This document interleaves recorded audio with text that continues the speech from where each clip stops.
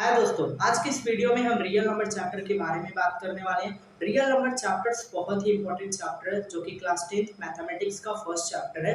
अगर हम real number chapter की बात करें तो मेनली इस वीडियो में हम रियल नंबर चैप्टर के बारे में पढ़ने वाले हैं। रियल नंबर चैप्टर्स में जितने भी टॉपिक्स होते हैं उन सारे टॉपिक्स को एक एक करके हम उनके कॉन्सेप्ट को क्लियर करेंगे, उनके कॉन्सेप्ट को समझेंगे। उसके बाद हर एक टॉपिक्स पे जितने भी तरीके के क्वेश्चन अराइजेस होते हैं, जितने भी टाइप्स के क्वेश्चन पूछे जाते हैं, हम सारे क्वेश्चन को सॉल्व करेंगे। अब अगर हम रियल नंबर चैप्टर की बात करें तो मेनली इस चैप्टर में कितने टॉपिक्स के बारे में हमें पढ़ना है, तो इस चैप्टर में मेनली हमें 5 टॉपिक्स के बारे में पढ़ना है। अगर हम इस 5 टॉपिक के कॉन्सेप्ट को अच्छे से समझ लेते हैं तो रियल नंबर चैप्टर का जो कॉन्सेप्ट होगा हमारा क्लियर हो जाएगा। उसके बाद हम हर एक टॉपिक जो हमारा सेपरेट टॉपिक्स होगा, सबसे पहले तो हम कॉन्सेप्ट क्लियर करेंगे। उसके बाद उस टॉपिक्स पे जितने भी तरीके के क्वेश्चन अराइजेस होते हैं, जितने भी टाइप्स के क्वेश्चन पूछे जाते हैं, उन सारे क्वेश्चन को हम सॉल्व करेंगे। अगर हम फर्स्ट टॉपिक की बात करें तो हमारा फर्स्ट टॉपिक है इक्विलिट डिवीजन लेमा। तो फर्स्ट टॉपिक हमारा इक्विलिट डिवीजन लेमा है। इक्विलिट डिवीजन लेमा के कॉन्सेप्ट को क्लियर करेंगे। सबसे पहले इसके कॉन्सेप्ट को समझेंगे। उसके बाद इस पर्टिकुलर टॉपिक्स पे जितने भी तरीके के क्वेश्चन अराइजेस होते हैं, जितने भी टॉपिक्स जितने भी टाइप्स के क्वेश्चन अराइजेस होते हैं, उन क्वेश्चन को हम सॉल्व करेंगे। ठीक इसी तरीके से जो हमारा सेकंड टॉपिक है उसका नाम है इक्विलिट डिवीजन एल्गोरिथम। ठीक इसी तरीके से इक्विलिट डिवीजन एल्गोरिथम का भी हम कॉन्सेप्ट क्लियर करेंगे। उसके बाद इस पर्टिकुलर टॉपिक पे जितने भी टाइप्स के क्वेश्चन होंगे हम उन्हें सॉल्व करेंगे।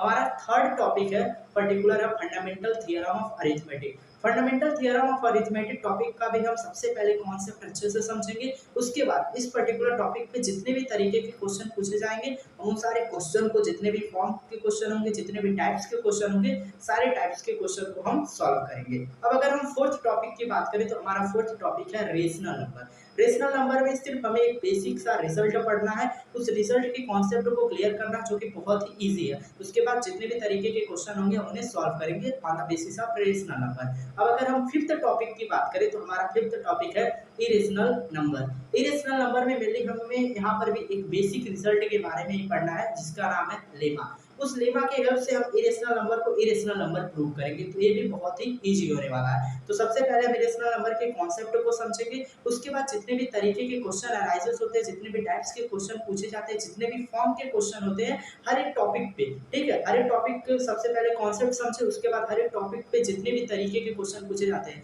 तो क्वेश्चन को हम सॉल्व करेंगे।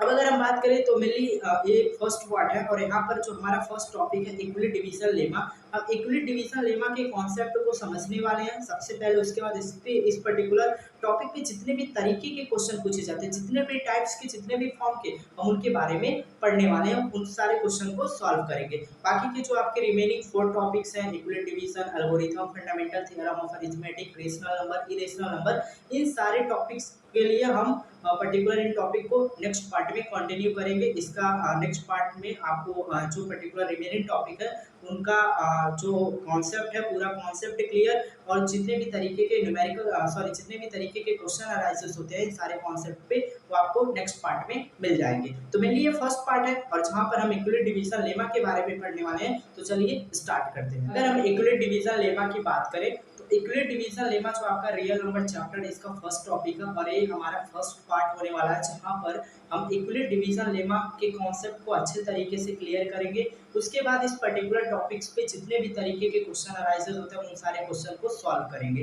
अगर हम इक्विलिट डिवीजन लेमा के कॉन्सेप्ट की बात करें तो सबसे पहले इसके कॉन्सेप्ट को क्लियर करते हैं, इसके कॉन्सेप्ट को समझते हैं। इक्विलिट डिवीजन लेमा का क्या मतलब होता है, किस तरीके से हम इक्विलिट डिवीजन लेमा के मतलब को समझ सकते हैं। अगर हम इक्विलिट डिवीजन लेमा की बात करें तो यहाँ से सबसे पहले हम लेमा का मतलब समझते हैं कि लेमा का मतलब क्या होता है। अगर हम लेमा की बात करें तो इसका जो डिफिनेशन होता है आपका पर्टिकुलर लेमा, आपका एक प्रूवन स्टेटमेंट होता है। प्रूवन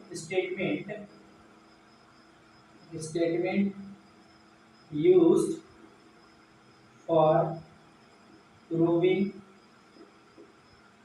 another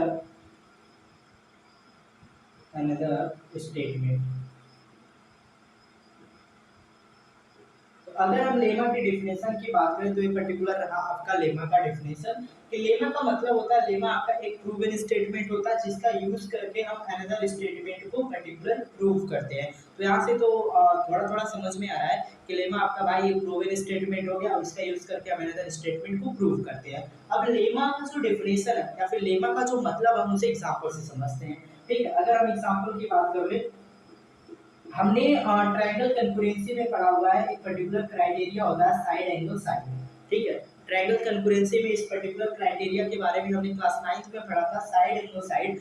इस क्राइटेरिया के अकॉर्डिंग होता क्या है, अगर आपके पास दो ट्रायंगल है, ठीक है, दो ट्रायंगल है, एक ट्रायंगल ए हो गया और एक ट्रायंगल ए हो गया, A B C X Y Z. अगर आपके पास ये दो ट्रायंगल है और इन दोनों ट्रायंगल्स में दो साइड और उनके बीच का अगर पर्टिकुलर इस ट्रायंगल की अगर हम बात कर रहे हैं ए बी साइड और इस ट्रायंगल का एक्स वाई साइड, इस ट्रायंगल का बी सी साइड और इस ट्रायंगल का वाई जेड साइड, और इनके बीच का एंगल और ये बीच का एंगल, ठीक है, अगर इक्वल है तो किसी भी एक ट्रायंगल के दो साइड और उसके बीच का एंगल दूसरे ट्रायंगल के करस्पॉन्डिंग साइड और उसके बीच के एंगल का अगर इक्वल है तो ये दोनों ट्रायंगल्स होंगे आपके क्या होंगे, जो ट्रायंगल होंगे आपके ए बी सी पर्टिकुलर एक कंकरेंट होंगे ट्रायंगल एक्स वाई जेड के, ठीक है। तो ये जो दोनों ट्रायंगल होगा आपका कंकरेंस होगा पर्टिकुलर बाय यूजिंग क्राइटेरिया, कौन सा क्राइटेरिया यहाँ पर यूज होगा, साइड एंगल साइड। तो मैं थोड़ा आपको रिवीजन करा रहा था ट्रायंगल का कि जब दो ट्रायंगल, ठीक है, यहाँ पर हम साइड एंगल साइड के क्राइटेरिया को मिली समझने के लिए यहाँ पर ट्रायंगल का एग्जांपल लिया कि साइड एंगल साइड का क्या मतलब होता है। तो साइड एंगल साइड का जो आपका डेफिनेशन होता है, अगर दो ट्रायंगल है तो इसका जो स्टेटमेंट होता है, अगर दो ट्रायंगल है,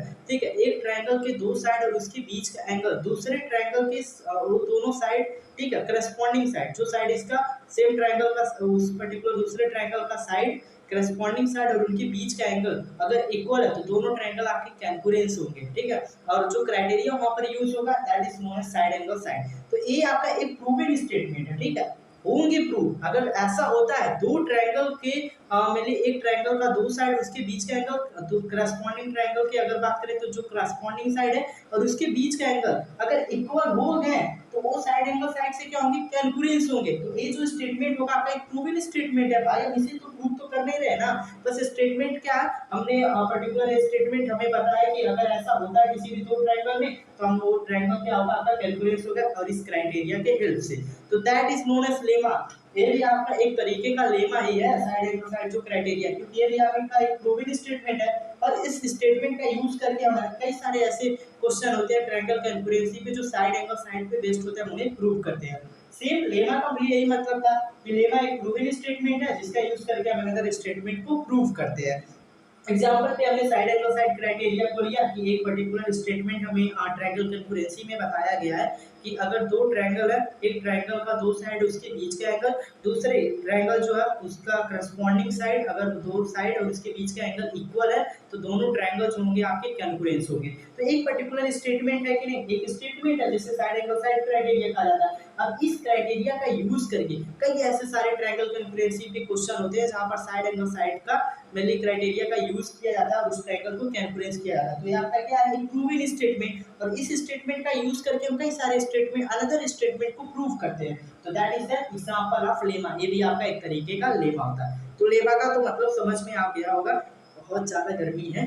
अब अगर हम इक्विलिब्रियम डिवीजन लेमा की बात करें, ठीक है, इक्विलिब्रियम डिवीजन लेमा का क्या मतलब होता है, इसका डेफिनेशन क्या होता है, तो सबसे पहले इसके स्टेटमेंट को लिखते हैं। यहाँ पर लेमा का मतलब समझने का क्या मतलब हुआ, ठीक है, लेमा यहाँ पर हमने समझे कि एक प्रूवन स्टेटमेंट होता है जिसका यूज करके अदर स्टेटमेंट को प्रूव करते हैं। इक्विलिब्रियम डिवीजन लेमा में, ठीक है, यहाँ पर जो भी चीजें हम पढ़ने वाले हैं इक्विलिब्रियम डिवीजन लेमा में जो भी कॉन्सेप्ट पढ़ने वाले हैं वो सारे के सारे आपके प्रूवन स्टेटमेंट होंगे, ठीक है, वो सारे के सारे आपके प्रूवन स्टेटमेंट होंगे। इसका मतलब ये हुआ लेमा पढ़ने का मतलब ये होगा कि यहाँ पर इस पर्टिकुलर टॉपिक्स में इक्विलिब्रियम डिवीजन लेमा में जितने भी कॉन्सेप्ट हम पढ़ेंगे सारे के सारे आपके क्या होंगे, प्रूवन होंगे, ठीक है। अब इक्विलिब्रियम डिवीजन लेमा का मेनली जो स्टेटमेंट होता है, जो डेफिनेशन होता है, हम उसे थोड़ा सा समझते हैं। तो इसका जो पर्टिकुलर डेफिनेशन होता है आपका, यहाँ पे आप कह सकते हो इसका जो स्टेटमेंट होता है particular for any given to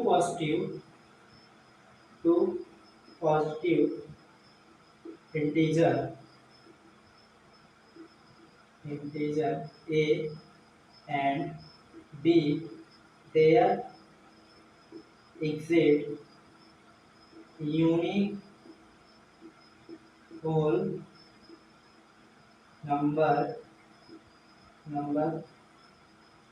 q and r such that a is equals to bq plus r, और यहाँ पर जो पर्टिकुलर r की वैल्यू होगी जीरो के इक्वल होगी बट जीरो से बड़ी होगी लेकिन b से छोटी होगी, ठीक है। ये पर्टिकुलर आपका रिलेशन होता है, that is definition of equilibrium division lemma. ये पर्टिकुलर आपका इक्विलिब्रियम डिवीजन लेमा का डेफिनेशन होता है। तो इक्विलिब्रियम डिवीजन लेमा का डेफिनेशन क्या होता है, यहाँ पर for any given two positive integer, अगर आपको कोई भी दो पॉजिटिव इंटीजर दिया गया है ए एंड बी, तो यहाँ पर ऐसे नंबर एक्सिस्ट करेंगे, दो ऐसे नंबर एक्सिस्ट करेंगे क्यू एंड आर, जो कि आपके यूनिक होल नंबर होंगे। वो जो नंबर होंगे आपके यूनिक होंगे और उनके बीच में रिलेशन पाया जाएगा। ए इज इक्वल टू, ठीक है, जो आपका फर्स्ट पॉजिटिव इंटीजर था, A is equal to B Q plus R, और आर की जो वैल्यू होगी जीरो से बड़ी होगी और जीरो के इक्वल हो सकता है, बट बी से हमेशा छोटा होगा। यहाँ पर जो बी है इससे हमेशा छोटा होगा आर की जो वैल्यू होगी, ठीक है। तो ये पर्टिकुलर तो डिफरेंशियल हो गया भाई साहब, इसका स्टेटमेंट होगा इक्विलिब्रियम डिवीजन लेमा का, कि अगर कोई भी दो गिवन पॉजिटिव इंटीजर है, ठीक, आपको यहाँ से पॉजिटिव इंटीजर का मतलब समझ में आता है कि पॉजिटिव इंटीजर का क्या मतलब होता है, ठीक है। यहाँ से जो आपका पॉजिटिव इंटीजर है, आपको पॉजिटिव इंटीजर का मतलब समझ में आता है।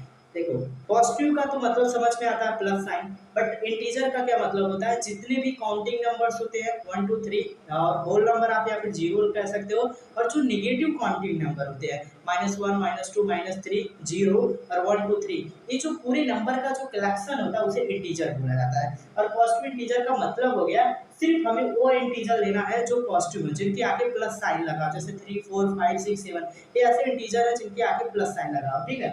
तो अगर आप कोई भी दो पॉजिटिव इंटीजर ले रहे हैं, पॉजिटिव इंटीजर का तो मतलब समझ में आया, ऐसे इंटीजर हो जो पॉजिटिव हो जिनके आगे प्लस साइन लगा हो, ठीक है। अगर आप कोई दो पॉजिटिव इंटीजर ले लें ए एंड बी, हमने ले लिया कि हमारे पास दो पॉजिटिव इंटीजर है ए एंड बी।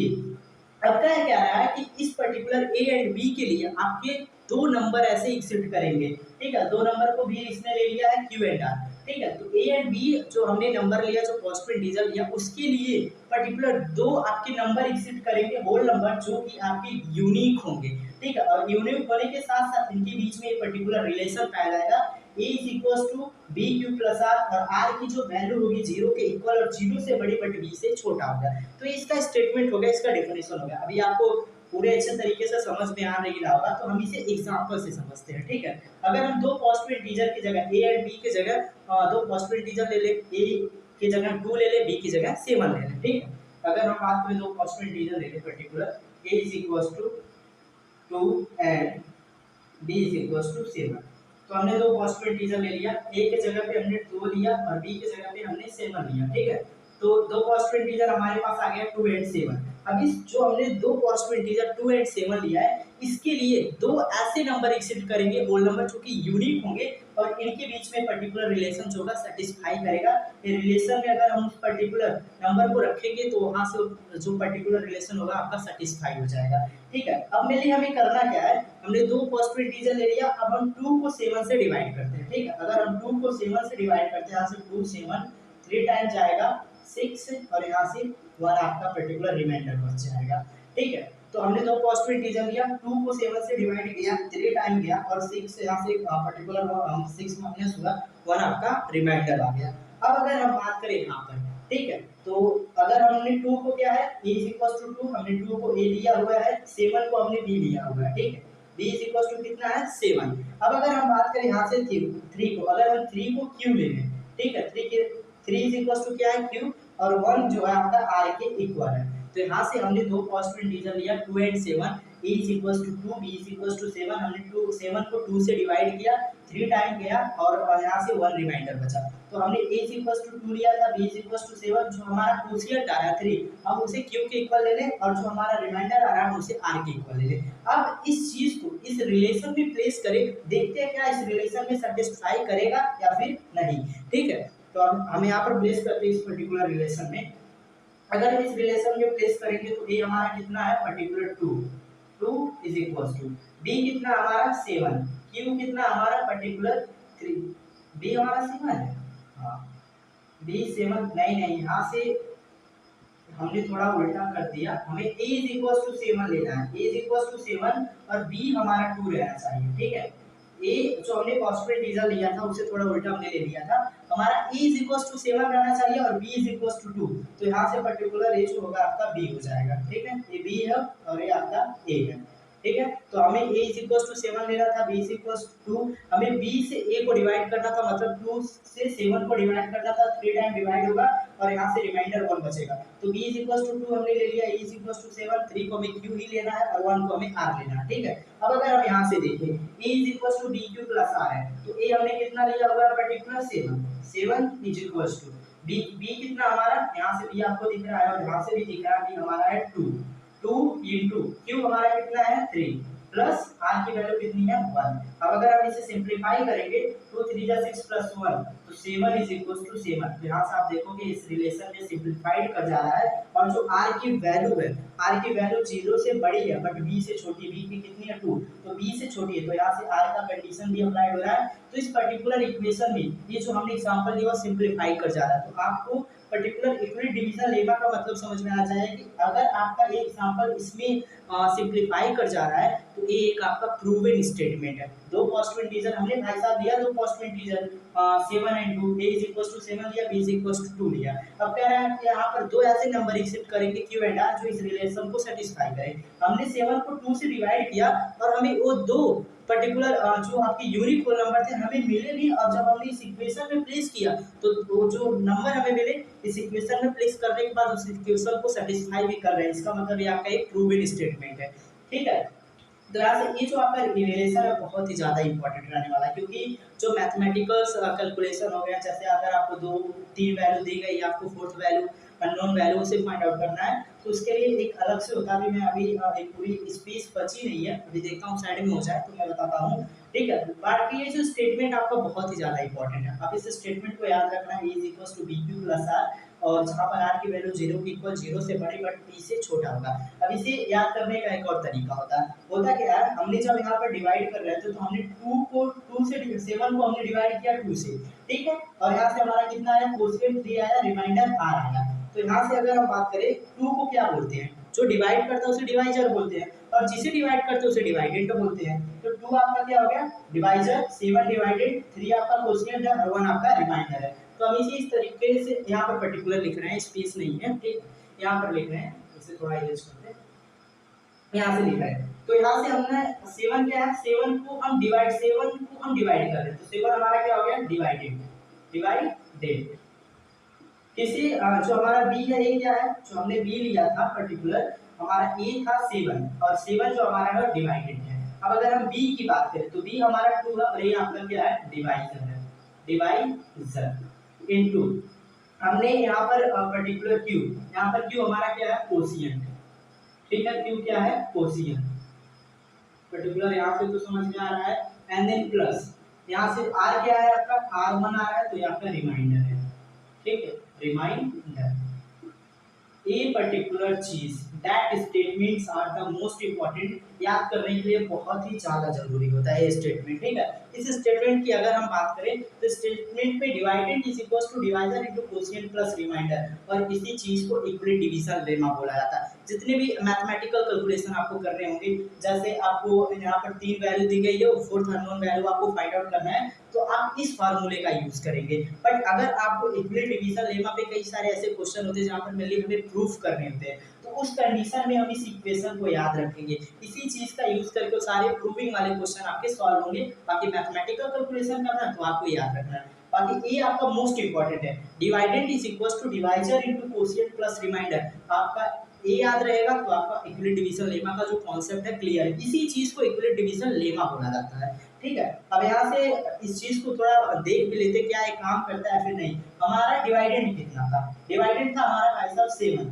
ठीक, हमारा डिवाइडेंड कितना था 7, हमने डिवाइडेंड लिया था 7, ठीक है, यहाँ लिखते हैं हमने डिवाइडेड कितना लिया था 7, डिवाइजर हमारा कितना है 2, कोशिएंट कितना आया यहाँ से हमारा आप देख सकते हो कोशिएंट हमारा 3 आया, एंड देन रिमाइंडर प्लस 1। जब इसका हम कैलकुलेशन करेंगे 2 3 6 प्लस 1 7, तो यहाँ से डिवाइडेड की वैल्यू अगर हमें फाइंड आउट करनी है तो डिवाइजर जिस नंबर से हम डिवाइड कर रहे हैं, जितना कोशिएंट आ रहा है जो रिमाइंडर आ रहा है, तो divisor into quotient plus reminder, इन दोनों का प्रोडक्ट करें और इसमें जब हम सब करेंगे तो हमारा डिवाइडेड आ जाएगा, ठीक है। तो ये जो पर्टिकुलर अभी हमने कॉन्सेप्ट पढ़ा, इस कॉन्सेप्ट को बोलते हैं इक्वली डिवीजन लेमा का एक पर्टिकुलर हमने कॉन्सेप्ट पढ़ा। अब इस कॉन्सेप्ट को हम थोड़ा सा समरी के फॉर्म में देखते हैं, आखिर इस पर्टिकुलर कॉन्सेप्ट में हमने पढ़ा क्या क्या, इस टॉपिक के बारे में हमने क्या क्या पढ़ा। सबसे पहले हमने लेमा से स्टार्ट किया। लेमा क्या होता है? लेमा आपका एक प्रूवन स्टेटमेंट होता है जिसका यूज करके अनदर स्टेटमेंट को प्रूव करते हैं। भाई साहब ये जो चीजें हमने पढ़ा ये भी आपका एक प्रूवन स्टेटमेंट ही है, और इस स्टेटमेंट का यूज करके आप कई सारे ऐसे क्वेश्चन है जो से आप प्रूव करेंगे, तो that is known as lemma. ये भी आपका एक लेमा ही हुआ। तो यहाँ से हमने एक एग्जांपल दिया, साइड एंगल साइड। ट्रायंगल की कंकरेंसी होती है, कंकरेंसी की एक क्राइटेरिया होती है साइड एंगल साइड। यहाँ से मिली हमें स्टेटमेंट, ये तो हमें पता है, ठीक है, कि दो ट्रायंगल हैं, उनके दो साइड उसके बीच का एंगल दूसरे ट्रायंगल के करस्पॉन्डिंग साइड उसके बीच का एंगल अगर इक्वल है तो ट्रायंगल आपके क्या होंगे? कंग्रुएंस होंगे। किस क्राइटेरिया से? Side angle side. तो एक स्टेटमेंट है, इसका यूज करके कई सारे स्टेटमेंट को प्रूव कर रहे हैं ट्रायंगल कंकरेंसी में, जो जितने भी क्वेश्चन आपके इस particular side angle side criteria पे बेसिस होंगे। तो ये भी एक तरीके का आपका क्या है? लेमा। तो लेमा का मतलब हमने समझा एक प्रूवन स्टेटमेंट होता है जिसके हेल्प से हम अनदर स्टेटमेंट को प्रूव करते हैं, और with the help of example हमने अच्छे से क्लियर किया। अब इक्विलिट डिवीजन लेमा का क्या मतलब होता है? तो इसका जो पर्टिकुलर मतलब होता है या फिर जो डेफिनेशन होता है, जो स्टेटमेंट होता है, यहाँ पर इरेज कर दिया हूं मैं, बट यहाँ था क्या? For any two given positive integer, अगर आपको कोई भी दो पॉजिटिव इंटीजर दिया गया है a एंड b, तो यहाँ पर दो नंबर एक्सेप्ट करेंगे q and r such that a relation a is equal to bq plus r, r की वैल्यू 0 के इक्वल होगी बट 0 से बड़ी होगी लेकिन b से छोटी होगी, ठीक है। तो इस रिलेशन को सेटिस्फाई करेंगे जो दो आपके पॉजिटिव इंटीजर जिसने हमने लिया है, और ये जो नंबर उस पर्टिकुलर पॉजिटिव इंटीजर के लिए एक्सिस्ट करेंगे ये आपके यूनिक होंगे, ठीक है। तो यहाँ से हमने इस रिलेशन के बारे में पढ़ा। अब हमने देखा ये रिलेशन हमें समझ में आ नहीं रहा था, तो वहां से हमने एग्जांपल लिया, दो पॉजिटिव इंटीजर हमने ले लिया 7 and 2, a is equals to 7, b is equals to 2, उसे हमने डिवाइड किया, जो हमें कोशिएंट रिमाइंडर मिला इस पर्टिकुलर इक्वेशन में हमने पुट आउट किया इस इक्वेशन में, और देखा कि इस इक्वेशन को सेटिस्फाई कर रहा है। तो इसका मतलब क्या हुआ? ये आपका एक प्रूवन स्टेटमेंट है, और इसी चीज को इक्विलिट डिवीजन लेमा बोला जाता है। a is equals to bq plus r, दो पॉजिटिव इंटीजर था, और यहाँ से जो r की वैल्यू है 0 के इक्वल होगी, 0 से बड़ी बट b से छोटा होगा, that is known as Euclid division lemma, जिसे हम देखते हैं हेल्प ऑफ एग्जांपल समझे। अब कोई भी नंबर ले लो, कोई भी दो पॉजिटिव इंटीजर ले लो, अगर दो पॉजिटिव इंटीजर को आप डिवाइड करोगे जो कोशिएंट और रिमाइंडर मिलेगा इस इक्वेशन में पुट करोगे तो उससे वह सेटिस्फाई करेगा, ठीक है। कोई भी आप दो नंबर ले लो, और इसी चीज को हमने सिंपलीफाइड किया, divided is equal to divisor into quotient plus reminder, और ये आपका मोस्ट इंपॉर्टेंट है। अगर आपको सिर्फ ये स्टेटमेंट याद रहता है और इसे समझ में आता किस तरीके से होता है, जब दो नंबर एक नंबर को हम दूसरे नंबर से डिवाइड करते हैं तो एक आपका डिवाइजर हो जाता है और ये आपका डिवाइडेंड होता है, आपका कोशिएंट और ये आपका रिमाइंडर। इस डिवाइडेंड को फाइंड आउट करने के लिए मेनली ये जो आपका होता है, यहाँ से डिवाइडेंड होता है और यहाँ से जो से हम डिवाइड करते हैं डिवाइजर, यहाँ से कोशिएंट हमें मिलता है, नीचे रिमाइंडर। तो इस डिवाइडेंड को फाइंड आउट करने के लिए इन दोनों का हम प्रोडक्ट करते हैं, particular divisor into quotient plus reminder. इस अगर इतना आपको समझ में आ रहा है और ये स्टेटमेंट अगर आपको पता है divided is equal to divisor into quotient plus reminder, तो आपको इक्विलिट डिवीजन लेमा का जो कॉन्सेप्ट है अच्छे तरीके से समझ में आ रहा है। इक्विलिट डिवीजन लेमा का जो कॉन्सेप्ट होता है मेनली यही होता है, divided is equal to divisor into quotient plus reminder. तो जितने भी मैथमेटिकल प्रॉब्लम्स होंगे आप आराम से सॉल्व कर लेंगे, बाकी जो प्रूविंग वाले क्वेश्चन होंगे आपको ये सारी चीजें प्रिपेयर होना चाहिए कि दो पॉजिटिव इंटीजर है, दो यूनिक होल नंबर एक्सिस्ट करेंगे और इनके बीच में एक रिलेशन पाई जाएगी। अब इस रिलेशन को, ये जो आपका रिलेशन है और ये जो रिलेशन है, that is a most important. आप ये दोनों रिलेशन को याद रखना, आपका कॉन्सेप्ट क्लियर हो जाएगा, ठीक है। तो मेनली हमने इक्विलिट डिवीजन लेमा का जो कॉन्सेप्ट था अच्छे तरीके से क्लियर किया, मैंने अपना 100% दिया, अब आप अच्छे तरीके से अपना 100% देंगे तो आपका क्लियर हो जाएगा अच्छे तरीके से, ठीक है। तो कॉन्सेप्ट हमारा क्लियर हो गया। अब इस पे कॉन्सेप्ट क्लियर होने के बाद जो हमारा टॉपिक है इक्विलिट डिवीजन लेमा, अब इस पे जितने भी तरीके के क्वेश्चन अराइज होते हैं, जितने भी टाइप्स के क्वेश्चन बनते हैं, उन सारे क्वेश्चन को हम एक एक करके सॉल्व करेंगे। चलिए स्टार्ट करते हैं और क्वेश्चन को सॉल्व करते हैं। अगर हम क्वेश्चन की बात करें तो अभी तक मेनली हमने इक्विलिट डिवीजन लेमा के कॉन्सेप्ट को अच्छे से समझा, हमारा जो कॉन्सेप्ट था वो क्लियर हो चुका है। अब मेनली इक्विलिट डिवीजन लेमा का जो टॉपिक हमारा, उस पे जो वेरियस टाइप्स के क्वेश्चन अराइजेस होते हैं, जो वेरियस टाइप्स के क्वेश्चन पूछे जाते हैं, हम उस क्वेश्चन को सॉल्व करेंगे। अगर हम बात करें यहाँ पर हमने फर्स्ट क्वेश्चन लिया हुआ है, एक इजी फॉर्म होता है, एक इजी क्वेश्चन होता है जो नॉर्मली इक्विलिट डिवीजन लेमा के कॉन्सेप्ट पे बेसिस होता है, ठीक है। बहुत इजी क्वेश्चन होता है, हम इसे इजीली कर सकते हैं, डायरेक्ट फॉर्मूले पे ये पर्टिकुलर बेस्ड है।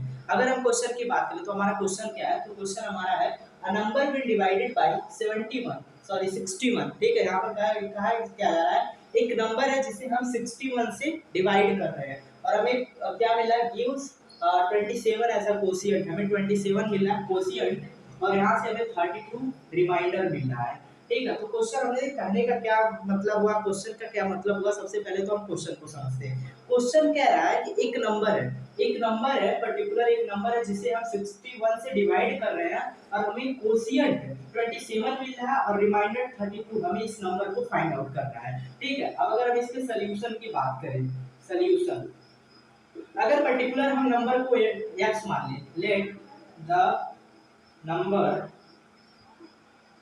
बी x, तो अगर हम नंबर को x मान लें तो हमने नंबर को x मान लिया। अब अगर हम यहाँ पर बात करें, अगर ये हमारा x नंबर है, इसे हम किससे डिवाइड कर रहे हैं 61 से, ठीक, और हमें कितना क्वोशिएंट मिल रहा है 27 और रिमाइंडर हमारा कितना आ रहा है, कहीं पर यहाँ पर रिमाइंडर होगा आपका 32।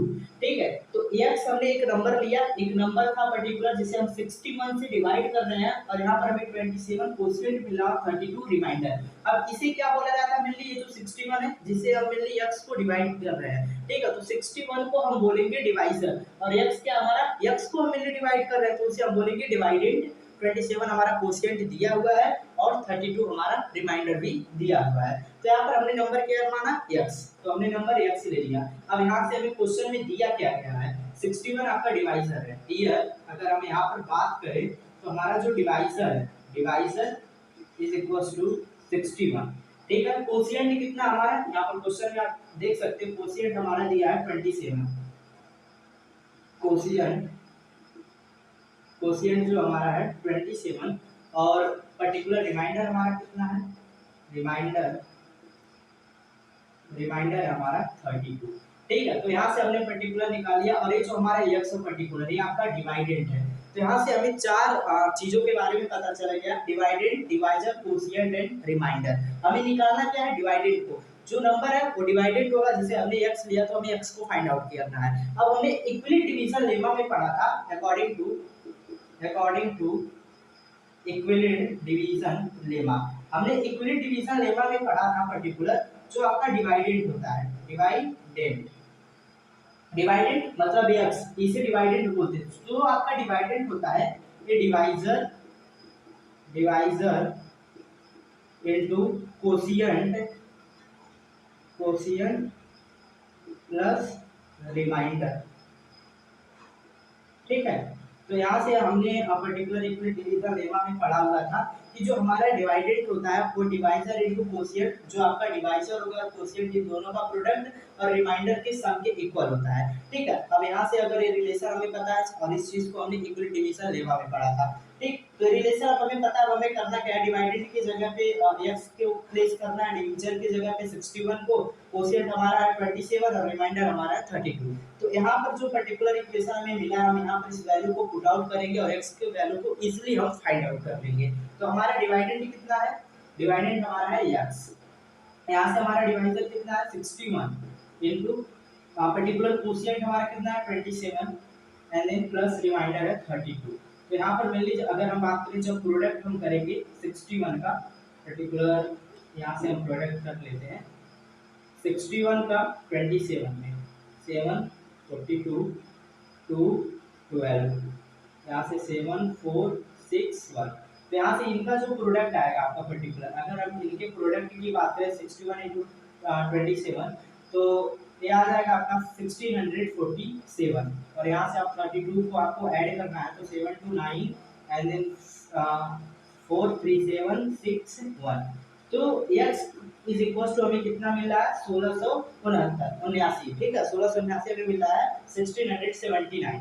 तो हमें जो पर्टिकुलर नंबर था, हमारा जो नंबर था ये पर्टिकुलर आपका आंसर हो जाएगा। इस नंबर को जब हम 61 से डिवाइड करेंगे तो हमें 27 क्वोशिएंट मिलेगा और 32 रिमाइंडर मिलेगा। ठीक है। तो हमें इस नंबर को फाइंड आउट करना था। इस नंबर को हमने किस तरीके से फाइंड आउट किया, by using equivalent division lemma का जो कॉन्सेप्ट था, dividend is equal to divisor into quotient plus reminder. जहां मैं आपको कॉन्सेप्ट पढ़ा रहा था तो मैंने आपको वहां पर बोला था कि आप इस चीज को याद कर लेना, क्योंकि एक इंपॉर्टेंट लाइन मैंने बताई भी थी कि divided is equal to divisor into quotient plus reminder. और जितने भी मैथमेटिकल प्रॉब्लम्स होती है, फिर जो यहाँ पर मैथमेटिकल कैलकुलेशन की जाती है इक्विवेलेंट डिवीजन लेमा के क्वेश्चन में पहले हम किसी चीज का यूज करते हैं। बाकी वो जो आपका था a is equal to bq plus r की वैल्यू 0 के इक्वल होनी चाहिए, 0 से बड़ी बट b से छोटी होनी चाहिए, तो हम प्रूविंग वाले क्वेश्चन पे अप्लाई करते हैं। तो अगर हम फर्स्ट क्वेश्चन की बात करें तो जो बहुत ही इजी क्वेश्चन था, यूक्लिड डिवीजन लेमा के ऊपर बेसिस था। हमारा क्वेश्चन था a number when divided by 71 gives 27 quotient and 32 as a reminder, हमें उस नंबर को फाइंड आउट करना था। हमने उस नंबर को x माना। ये जो x है पर्टिकुलर, इसे हम 61 से डिवाइड कर रहे हैं तो आपका क्या हो गया, ये डिवाइडेड है। 61 आपका डिवाइजर, 27 आपको कोशिएंट दिया हुआ है पर्टिकुलर, और रिमाइंडर आपका कितना है 32। यहाँ से हमने पर्टिकुलर नोट डाउन किया कि हमारा जो डिवाइजर है 61 है, कोशिएंट 27 और रिमाइंडर इतना है, और ये हमारा डिवाइडेड है। हमने यूक्लिड डिवीजन लेमा में पढ़ा हुआ था कि dividend is equal to divisor into quotient plus reminder. Dividend हमारा कितना है x, डिवाइजर हमारा कितना है 61, इनटू कोशिएंट, कोशिएंट हमारा कितना है 27 और प्लस रिमाइंडर 32। इसका जब हमने प्रोडक्ट किया तो 1647 मिला, जब हमने 32 को ऐड किया तो यहाँ से हमें 1679 मिला। तो ये पर्टिकुलर हमारा नंबर हो गया, ठीक है, ये नंबर हो गया। जब हम इस नंबर को 61 से डिवाइड करेंगे तो हमें 27 कोशिएंट मिलेगा और 32 रिमाइंडर मिलेगा। एक बहुत इजी क्वेश्चन है। अब इस तरीके के चाहे जितने भी क्वेश्चन आ जाए, ठीक है, इस टाइप्स के चाहे जितने भी क्वेश्चन आ जाए, अगर आपको तीन वैल्यू दी गई है, अब यहाँ से पर्टिकुलर अगर आपको कोई भी तीन वैल्यू दी गई है तो आपका जो फोर्थ अननोन वैल्यू होगा आप उसे फाइंड आउट कर सकते हो। तो इस टाइप्स के कई सारे क्वेश्चन पूछे जाते हैं। इसमें तो मैंने आपको डिवाइडेड डायरेक्ट पूछा है, यहाँ पर डिवाइजर भी पूछा जाता है, कोशिएंट भी पूछा जाता है, रिमाइंडर भी पूछा जाता है। तो मेनली वहां से आपको तीन चीजें दी रहेंगी, ठीक है। अगर आपको डिवाइजर पूछ रहा है तो आपको डिवाइडेड, कोशिएंट और रिमाइंडर की वैल्यू दी रही होंगी, तो आप डिवाइजर आप आराम से निकाल सकते हो। ठीक इसी तरीके से अगर आपको कोशिएंट पूछ रहा है तो वहां पर भी तीन वैल्यू दी रहे होंगे, रिमाइंडर पूछ रहा है तभी आपको तीन वैल्यू दिए होंगे, और आपको रिमाइंडर जो अननोन वैल्यू है उसको उससे फाइंड आउट करना है। इस फॉर्म के चाहे जितने भी क्वेश्चन हो, उनका जो लगाने का तरीका होगा सेम, जो कॉन्सेप्ट होगा ये सेम होगा। यहाँ से पर्टिकुलर आपको वैल्यू चेंज होगी, बट हम इसी चीज का यूज करेंगे इस तरीके के चाहे जितने भी क्वेश्चन, ठीक है। तो मेनली ये फर्स्ट क्वेश्चन था हमारा पर्टिकुलर, एक बहुत ही इजी फॉर्म के क्वेश्चन को हमने देखा। अब अगर हम सेकंड क्वेश्चन की बात करें तो आइए देखते हैं सेकंड क्वेश्चन को। अगर हम सेकंड क्वेश्चन की बात करें तो जो हमारा सेकंड क्वेश्चन है पर्टिकुलर, सेकंड क्वेश्चन हमारा है by what number should 1365 be divided to get 31 as a quotient and 32 as a remainder, find number, ठीक है। तो ये पर्टिकुलर हमारा क्वेश्चन है। अब इस क्वेश्चन का क्या मतलब होता है, हम इस क्वेश्चन के मतलब को समझते हैं। तो ये क्वेश्चन हमसे यह कह रहा है कि बाय व्हाट नंबर, वह कौन सा नंबर होगा जिस पर्टिकुलर नंबर से अगर हम 1365 को डिवाइड करते हैं तो हमें इतना कोशिएंट मिलेगा और इतना रिमाइंडर मिलेगा, ठीक है। तो यहाँ से हमें कोशिएंट तो क्वेश्चन में साफ साफ दिख रहा है, तो भाई 31 आपका क्या है कोशिएंट और 32 आपका क्या है रिमाइंडर। अब यहाँ पर हमें पता यह करना है कि जो 1365 जो 1365 है ये आपका डिवाइडेंड है या फिर डिवाइजर है, क्योंकि चार ही वैल्यू होती है, dividend, divisor, quotient and reminder. Quotient और रिमाइंडर आपका दिया गया है और यहाँ से एक वैल्यू हमें फाइंड आउट करनी है, और ये जो 1365 है ये आपका डिवाइडेंड है या फिर डिवाइजर है। यहाँ पर क्वेश्चन क्या है, क्वेश्चन कह रहा है by what number should 1365 be divided, एक ऐसे नंबर को आप बताइए वह कौन सा नंबर होगा जिस नंबर से अगर हम इसे डिवाइड करते हैं, ठीक है। इसे डिवाइड करने का क्या मतलब हो गया कि 1365 जो होगा आपका डिवाइडेंड के प्लेस पे होगा, और हमसे उस पर्टिकुलर नंबर के बारे में पूछ रहा है। अगर हम नंबर x ले लेते हैं तो हमें क्वेश्चन में ये कहा है कि ये पर्टिकुलर जो x हमने लिया हुआ है ये कौन सा नंबर होगा, अगर ये पर्टिकुलर नंबर आपका इसे डिवाइड करे, 1365 को डिवाइड करे और 31 आपका कोशिएंट आए और यहाँ से 32 आपका रिमाइंडर आए। तो इस चीज को मैं सिर्फ और सिर्फ समझने के लिए लिखा हूँ कि जो 1365 आपका दिया गया है ये आपका डिवाइजर है या फिर डिवाइडेंड है। तो यहाँ से हमें पता चला गया कि क्वेश्चन में बोल रहा bye what number should 1365 divide, किस नंबर से 1365 को हम डिवाइड करें कितना कोशिएंट और इतना रिमाइंडर आए। इसका मतलब हो गया कि जो 1365 हम उसे डिवाइड कर रहे हैं तो आपका क्या हुआ डिवाइडेड, हमें फाइंड क्या करना है डिवाइजर, ठीक है। तो इसका सॉल्यूशन हम करते हैं, इसे सॉल्व करते हैं पर्टिकुलर। अगर हम बात करें यहाँ पर इस पर्टिकुलर हम नंबर को ले लें, लेट द नंबर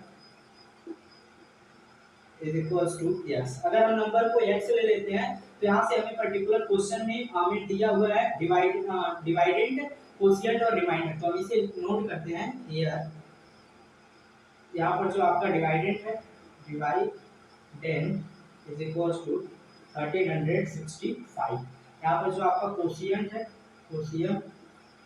कोशिएंट आपका कितना है पर्टिकुलर 31, और रिमाइंडर जो है आपका रिमाइंडर रिमाइंडर जो आपका पर्टिकुलर 32 है। ठीक है, तो यहाँ से आपका क्वोशिएंट 31, रिमाइंडर 32, डिवाइडेंड आपका 1365। ये जो आपका एक्स है ये पर्टिकुलर आपका क्या है, डिवाइजर है, डिवाइजर, क्योंकि इसी नंबर से हम इस पर्टिकुलर 1365 को डिवाइड करेंगे और हमें 31 क्वोशिएंट और 32 रिमाइंडर मिलेगा। अब हमें इस नंबर को फाइंड आउट करना है। ठीक है, एक्स को हमें या फिर डिवाइजर को हमें फाइंड आउट करना है। तो हमने यूक्लिड डिवीजन लेमा में पढ़ा हुआ था पर्टिकुलर कि जो हमारा डिवाइडेंड होता है, ठीक है, dividend dividend is equals to divisor into quotient plus reminder. इस चीज के बारे में हम पढ़े हुए हैं इक्विलेट डिवीजन लेमा के कॉन्सेप्ट में कि जो आपका डिवाइडेंट होता है divisor into quotient plus reminder के इक्वल होता है। अब हमें यहाँ पर डिवाइडेंट दिया हुआ है, डिवाइडेंट कितना हमारा 1365, ये आपका क्या है डिवाइडेंट। डिवाइजर हमें फाइंड आउट करना है तो हमारा x हो जाएगा इनटू कोशिएंट हमारा कितना है 31 एंड देन प्लस रिमाइंडर कितना हमारा 32। ठीक है, तो यहाँ से पर्टिकुलर हो गया आपका कि हमारा डिवाइडेंड था 1365, डिवाइजर x है, कोशिएंट 31 है, रिमाइंडर 32 है। अब अगर हम यहाँ पर बात करें, ठीक है, तो 1365 इज इक्वल टू, इसका जब हम प्रोडक्ट करेंगे तो 31x हो जाएगा प्लस 32। अब इस 32 को हम इधर पर्टिकुलर ट्रांसफर करेंगे तो यहाँ से हो जाएगा आपका 31x is equal to 1365 minus 32। यहाँ से जब हम इसे माइनस करेंगे तो पर्टिकुलर हमें क्या मिलेगा 3 एंड देन 3 तो 31x इज इक्वल टू हमें ये पर्टिकुलर मिला। अब x इज इक्वल टू क्या हो जाएगा, ये यहाँ पर प्रोडक्ट में है तो इस साइड में डिवीजन में चला जाएगा तो 13 अपॉन 31। तो अभी पर्टिकुलर 1333 का फिर आप बोल सकते हो 1333 को हमें 31 से डिवाइड करना है। ठीक है, इसको डिवाइड करना है पर्टिकुलर 1333 को हमें 31 से डिवाइड करना है। अगर हम यहाँ पर बात करें 3 टाइम्स जाएगा 4 टाइम्स, ठीक है, 4 एंड देन 12, हाँ 4 टाइम जाएगा तो यहाँ से आपका कितना होगा पर्टिकुलर 9, 13 4 9 और ये आपका कट जाएगा, यहाँ से 3 आ जाएगा, 3 टाइम जाएगा, ठीक है 9 3, यहाँ से पर्टिकुलर आपका कैंसिल हो जाएगा। मतलब अगर आप 1333 को 31 से डिवाइड करते हो तो यहाँ से आपका जो आंसर आएगा 43। तो x की जो वैल्यू हो गई आपकी 43, x की वैल्यू 43 होने का मतलब क्या हो गया, जो आपका डिवाइजर है x है ये आपका कितना है 43। अगर आप 1365 को 43 से डिवाइड करते हो तो आपका 31 क्वोशिएंट आएगा और 32 रिमाइंडर आएगा।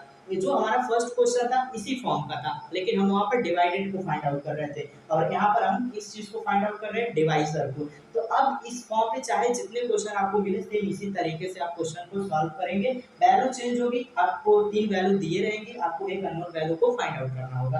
ठीक है, तो ये हमारा क्वेश्चन नंबर 2 था जो कि इंपॉर्टेंट क्वेश्चन था और इजी क्वेश्चन भी था, जहाँ पर हमें पर्टिकुलर डिवाइजर को निकालना था, डिवाइडेंड दिया था, कोशिएंट एंड देन रिमाइंडर। हमने इक्विलेट डिवीजन लेमा में जो कॉन्सेप्ट पढ़ा था, ये कॉन्सेप्ट, ये पर्टिकुलर जो हमारा कॉन्सेप्ट था, इस कॉन्सेप्ट का यूज किए और हम क्वेश्चन को सॉल्व कर दिया। हमारा आंसर कितना आया 43 आंसर आया कि अगर हम 1365 को 43 से डिवाइड करते हैं तो हमें इतना क्वोशिएंट मिलेगा पर्टिकुलर और इतना रिमाइंडर मिलेगा।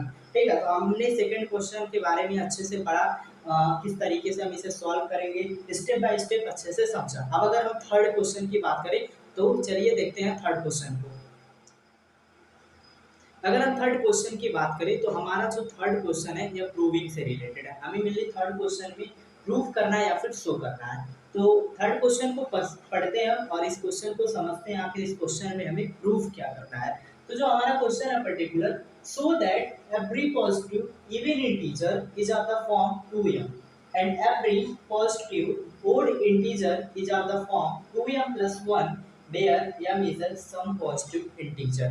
अभी तक जितने भी हमने क्वेश्चन लगाए, पहले 2 क्वेश्चन हमने लगाए वो इजी लेवल के थे, ये थोड़ा मीडियम लेवल का क्वेश्चन है। अगर यहाँ पर हम बात करें तो क्वेश्चन का क्या मतलब है, क्वेश्चन का मतलब ये है हमें शो करना है, शो करना या फिर प्रूव करना दोनों एक ही चीज होती है। हमें शो करना है कि जितने भी पॉजिटिव इवन इंटीजर होते हैं, पॉजिटिव इवन इंटीजर का मतलब समझ में आता है, पॉजिटिव इवन इंटीजर, जब तक मैथमेटिक्स के क्वेश्चन समझ में नहीं आएंगे तब तक आप मैथमेटिक्स के क्वेश्चन को सॉल्व नहीं कर सकते।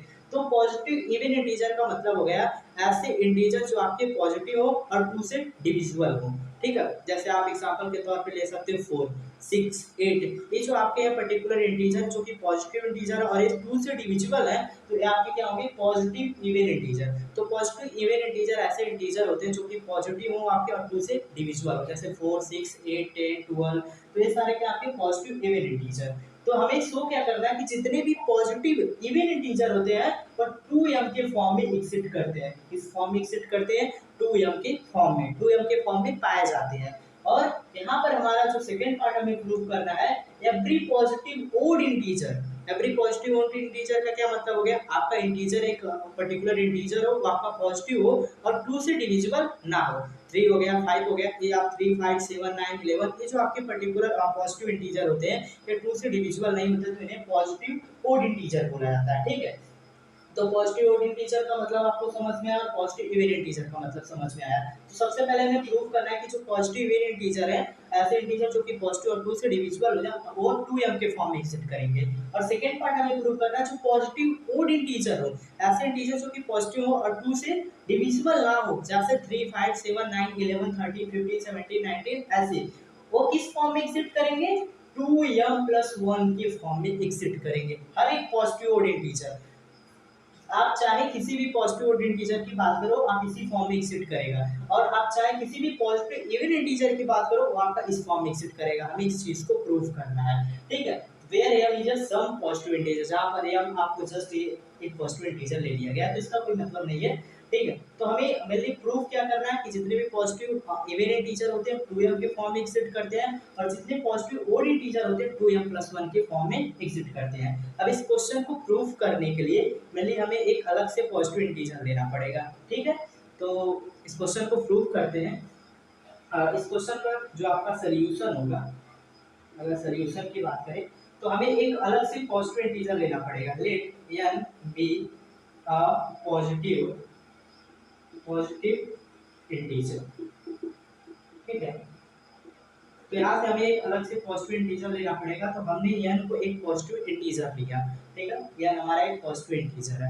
अब अगर हम बात करें, अगर हम इस पर्टिकुलर n जो हमारा पॉजिटिव इंटीजर है, अगर हम इसे 2 से डिवाइड करें, अब यहाँ से हम सारी चीजें सपोज मान के चलेंगे, सपोजिशन करेंगे कि हमने मान लिया कि n आपका एक पॉजिटिव इंटीजर है। अब अगर हम मान ले if n is divided by 2 which gives which gives m quotient and r remainder। अब अगर हम यहाँ पर बात करें तो यहाँ पर हमने लिया क्या? हमने लिया n आपका एक पॉजिटिव इंटीजर है, और यहाँ पर हमने कहा अगर n को हम 2 से डिवाइड करते हैं तो हमें कुछ ना कुछ कोशिएंट मिलेगा। हम m कोशिएंट को m मान लिए और रिमाइंडर हमें कुछ ना कुछ मिलेगा, तो हमने रिमाइंडर को r मान लिया। अब यहाँ पर अगर हम इक्विवेलेंट डिवीजन लेमा अप्लाई करते हैं तो n को हम डिवाइड कर रहे हैं बाई 2, तो यहाँ पर होगा क्या आपका n is equals to 2m plus r, और जो r की वैल्यू होगी 0 के इक्वल होगी बट 0 से बड़ी होगी और 2 से छोटा होगा, क्योंकि d का काम कौन कर रहा है? 2, तो 2 से क्या होगा? आपका छोटा होगा। ये पर्टिकुलर होगा आपका इक्विवेलेंट डिवीजन लेमा के हिसाब से। अगर हम इस पे इक्विवेलेंट डिवीजन लेमा अप्लाई करेंगे तो स्टेटमेंट हमें मिलेगा। ठीक है, तो यहाँ से हमने लिया था कि अगर हम n को 2 से डिवाइड करते हैं हमें m कोशिएंट मिलता है और r रिमाइंडर मिलता है। जब हम इसे इक्विवेलेंट डिवीजन लेमा इस पे अप्लाई करेंगे तो n इज इक्वल टू होगा आपका 2m, यहाँ से मिलिए आपका n क्या हो गया? डिवाइडेड 2 डिवाइजर हो गया m कोशिएंट और देन प्लस रिमाइंडर, और जो r की वैल्यू होगी आपकी या 0 के इक्वल होगा, 0 से बड़ा बट 2 से छोटा होगा। 2 क्योंकि आपका डिवाइजर b, ये b का काम कर रहा है, और हमने पढ़ा था कि जो r की वैल्यू होती है 0 के इक्वल होती है और 0 से बड़ी होती है बट b से छोटी, तो यहाँ से b का काम कौन कर रहा है? 2, तो 2 से छोटा होगा। तो इसका मतलब क्या हुआ कि यहाँ से जो आपका रिमाइंडर है, यहाँ पर दो ही केस बनेंगे। आपका रिमाइंडर चाहे 0 हो सकता है, फिर रिमाइंडर आपका 1 हो सकता है। ठीक है, अगर हम फर्स्ट केस की बात करें, यहाँ पर अगर हम फर्स्ट केस की बात कर लें, फर्स्ट केस हमारा क्या है? अगर if r is equal to 0, reminder यहाँ से आपका सिर्फ 2 बनेगा क्योंकि रिमाइंडर आपका 0 के इक्वल है और 2 से छोटा है, तो 0 के इक्वल है और 0 से बड़ा है और 2 से छोटा है, इसका मतलब आपका 0 हो सकता है 1 हो सकता है, 2 होगा नहीं क्योंकि इससे छोटा है। तो दो केसेस बनेंगे। तो फर्स्ट केसेस अगर हम मान लें कि रिमाइंडर हमारा क्या है 0 है, अगर रिमाइंडर हमारा 0 होता तो इस केस में हमारा यहाँ से particular n is equal to जो हमने लिखा था 2m प्लस r, r की जगह पे 0 लिखेंगे तो यहाँ से होगा क्या हमारा n is equal to 2m। अब अगर हम यहाँ पर बात करें n is equal to 2m तो हमें दिख रहा है जो n होगा आपका क्लियरली आपका इवन होगा। m की जगह पे आप कोई भी वैल्यू प्लेस कर लो, ठीक है, कोई भी वैल्यू प्लेस करने का मतलब आप माइनस में नहीं जाएंगे, आप कोई भी पॉजिटिव इंटीजर यहाँ पर रखेंगे क्योंकि क्वेश्चन में आपको पॉजिटिव इवन इंटीजर और पॉजिटिव ओड इंटीजर बोला गया। आप यहाँ पर m के जगह पे कोई भी पॉजिटिव इंटीजर रख लें, आपका जो नंबर मिलेगा वो आपका पॉजिटिव इवन इंटीजर ही मिलेगा, वो नंबर आपका 2 से डिविजिबल हो जाएगा। अगर हम यहाँ पर 2 रखते हैं m की जगह पे 4 मिलेगा, 4 2 से डिविजिबल है तो आपका पॉजिटिव इवन इंटीजर हो गया। 3 रखोगे तो 6 मिलेगा, 6 भी 2 से डिविजिबल है तो पॉजिटिव इवन इंटीजर हो गया। तो फर्स्ट केस अगर रिमाइंडर 0 तो n is equal to 2m, r की वैल्यू 0 तो n is equal to 2m, और यहाँ से n की अगर हम बात करें तो n आपका क्लियरली आपका एक इवन नंबर है, ठीक है। m की कुछ भी वैल्यू, m की आप कोई भी पॉजिटिव इंटीजर रखोगे तो 2 से डिविजिबल होगा, इसका मतलब क्या हो गया कि n जो होगा आपका पॉजिटिव इवन इंटीजर होगा। अब अगर हम सेकंड केस की बात करें, सेकंड केस हमारा क्या है, सेकंड केस हमारा जो सेकंड केस है, सेकंड केस है अगर हमारा रिमाइंडर जो है पर्टिकुलर 1 की इक्वल है तो इस केस में यहाँ पर n is equal to 2m plus r, तो r की जगह पे n 1 हो जाएगा 2m, और r की जगह पे क्या होगा यहाँ से r, तो r की जगह पे हमारा हो जाएगा 1, ठीक है। तो n is equal to 2m plus 1। अब अगर हम यहाँ से बात करें जो हमारा n है, यहाँ से तो हमारा क्या था, जो पर्टिकुलर n था हमारा यहाँ से इवन था, क्या था, इवन था। बट अगर हम यहाँ से n की बात करें, n जो होगा आपका n इज क्लियरली ऑड, यहाँ से आपका n जो होगा पर्टिकुलर आपको साफ तरीके से ऑड दिखेगा। आप m की कोई भी पॉजिटिव इंटीजर ले लें, ठीक है, m की कोई भी पॉजिटिव इंटीजर लेंगे तो जो आपको रिजल्ट मिलेगा, जो n की वैल्यू मिलेगी वो आपकी ऑड में ही मिलेगा, आपका पॉजिटिव ऑड इंटीजर मिलेगा। अब यहाँ पर हम एग्जांपल भी दे देते हैं, अगर m की जगह पे हम 1 प्लेस करेंगे तो यहाँ से 2 होगा, क्योंकि 1 का जब मल्टीप्लाई होगा 2 में तो 2 होगा, और प्लस 1 3, 3 आपका 2 से डिविजिबल है नहीं, 2 से डिविजिबल नहीं है, तो ये आपका क्या हो गया पर्टिकुलर पॉजिटिव ऑड इंटीजर। अगर आप 2 लेते हो तो 5 हो जाएगा, 2 2 जो 4, या फिर अगर 2 लेते हो तो मल्टीप्लाई 4 प्लस 5 वो भी आपका क्या होगा पॉजिटिव ऑड इंटीजर। 3 लेते हो तो 6 प्लस 7 वो भी आपका पॉजिटिव ऑड इंटीजर, ठीक है। तो इसका मतलब क्या हो गया कि m के प्लेस पे आप कोई भी पॉजिटिव इंटीजर लेंगे जो आपका रिजल्ट मिलेगा ऑड में ही मिलेगा, पॉजिटिव ऑड इंटीजर मिलेगा। और इसी चीज को हमें प्रूफ करना था, हमें प्रूफ करना था कि जितने भी पॉजिटिव इवन इंटीजर होंगे 2m के फॉर्म में एग्जिस्ट करेंगे, और यहाँ पर हमने प्रूफ किया कि जितने भी पॉजिटिव इवन इंटीजर होंगे 2m के फॉर्म में एग्जिस्ट करेंगे। तो फर्स्ट केस जहां पर remainder 0 n is equal to 2m और n आपका क्लियरली इवन है, क्योंकि आप m का कोई भी पॉजिटिव इंटीजर प्लेस करोगे, m की जगह पे कोई भी पॉजिटिव इंटीजर लोगे तो वहां से क्या होगा आपका 2 से डिविजिबल होगा, तो n जो हो गया आपका इवन होगा। इसका मतलब ये हो गया कि कोई भी जो पॉजिटिव इवन इंटीजर होते हैं आपके 2m के फॉर्म में एग्जिस्ट करते हैं। सेकंड केस हमने लिया क्योंकि दो ही केस पॉसिबल है, क्योंकि रिमाइंडर आपका 0 के इक्वल और 0 से बड़ा और 2 से छोटा होगा। सेकंड केस हमने लिया अगर रिमाइंडर 1 के इक्वल है, तो रिमाइंडर अगर हमारा 1 है तो यहाँ से n is equal to 2m plus 1 होगा, और यहाँ पर m का आप कोई भी पॉजिटिव इंटीजर की वैल्यू प्लेस करोगे 1 2 3 4 5, जो आपको रिजल्ट मिलेगा ऑड में ही मिलेगा। 1 को प्लेस करोगे तब भी आपका पर्टिकुलर ऑड आएगा, मैंने भी एग्जांपल से आपको समझाया हूँ, यहाँ पर भी एग्जांपल से समझाया कि m का कोई भी पॉजिटिव इंटीजर आप प्लेस करोगे तो जो रिजल्ट आपका आएगा इवन में आएगा, और यहाँ से हमने समझाया कि m की वैल्यू आप कोई भी प्लेस करोगे तो जो आपका रिजल्ट आएगा वो किस चीज में आएगा, ऑड में आएगा, और यहाँ पर इवन में आएगा। इसका मतलब ये होगा कि कोई भी जो पॉजिटिव इवन इंटीजर होते हैं और 2m के फॉर्म में एग्जिस्ट करते हैं, और जो पॉजिटिव ऑड इंटीजर होता है आपका 2m प्लस 1 के फॉर्म में एग्जिस्ट करता है। Okay, so every positive even integer in form of 2m and every positive odd integer in form of 2m plus 1। ठीक है। तो ए पर्टिकुलर हमारा फाइनल रहा कि जितने भी आपके पॉजिटिव इवन इंटीजर होंगे 2m के फॉर्म में एग्जिस्ट करेंगे, और जितने अभी आपके पॉजिटिव ऑड इंटीजर होंगे वो 2m+1 के फॉर्म में एग्जिस्ट करेंगे। तो मैंने इस क्वेश्चन को हमने प्रूव कर दिया। अब यहाँ पर बात आती है आखिर किस तरीके से हमने इस क्वेश्चन को प्रूव किया। तो मेनली यहाँ पर हमने एक अलग से पॉजिटिव इंटीजर लिया जो आपको लेना भी पड़ेगा। ठीक है, जब आप पर्टिकुलर इसके बेसिस पे जब आप क्वेश्चन को सॉल्व करोगे प्रूविंग में इक्विवेलेंट डिवीजन लेमा में, तो आपको एक अलग से पॉजिटिव इंटीजर लेना पड़ेगा। तो हमने एक अलग से पॉजिटिव इंटीजर लिया, उस पॉजिटिव इंटीजर को हमने 2 से डिवाइड किया। 2 से क्यों डिवाइड किया? क्योंकि हमें 2m के फॉर्म में शो करना था, 2m+1 के फॉर्म में। तो यहाँ से हमें 2m और 2m+1 के फॉर्म में शो करना था, इसीलिए हमने 2 लिया। ठीक है, 2 से डिवाइड किया, जहाँ पर कोशिएंट हमने m क्यों लिया? क्योंकि हमें 2m में इंसर्ट करना था और रिमाइंडर हमारा आ गया। तो यहाँ से n = 2m+r, अगर हम n को डिवाइड करते हैं 2 से तो m कोशिएंट और r रिमाइंडर, तो ये पर्टिकुलर इक्वेशन हमें मिलेगा।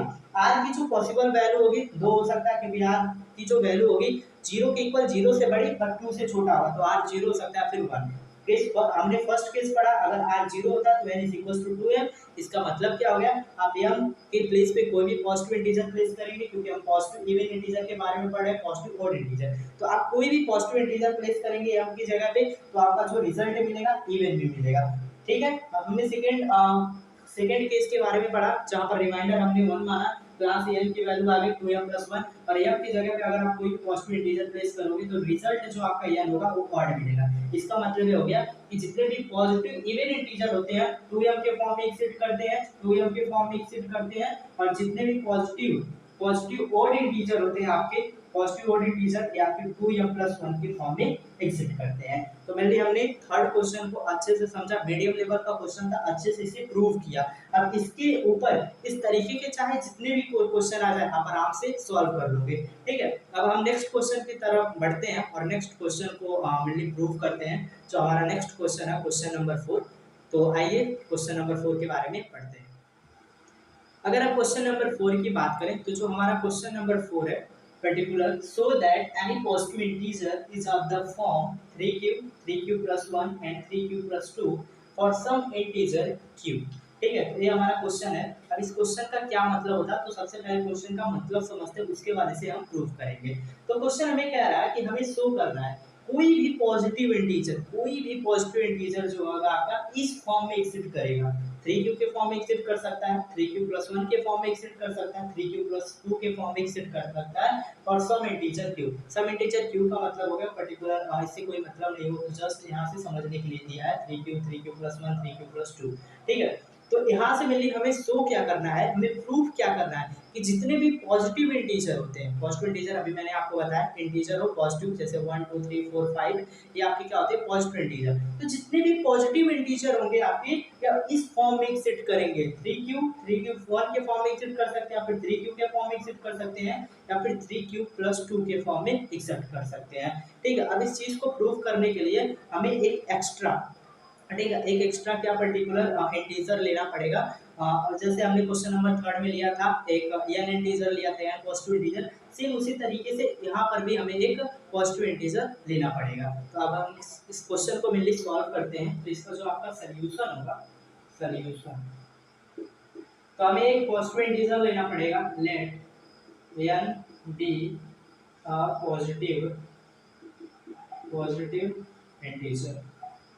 ठीक है, अगर हम n को एक पॉजिटिव इंटीजर ले लेते हैं, तो हमने n को एक पॉजिटिव इंटीजर ले लिया।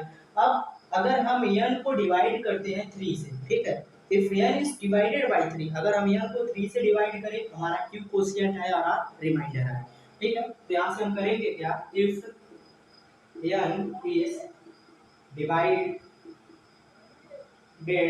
बाय 3 which gives, ठीक है, अगर हम n को 3 से डिवाइड करें और हमें q कोशिएंट मिले, q quotient and r reminder,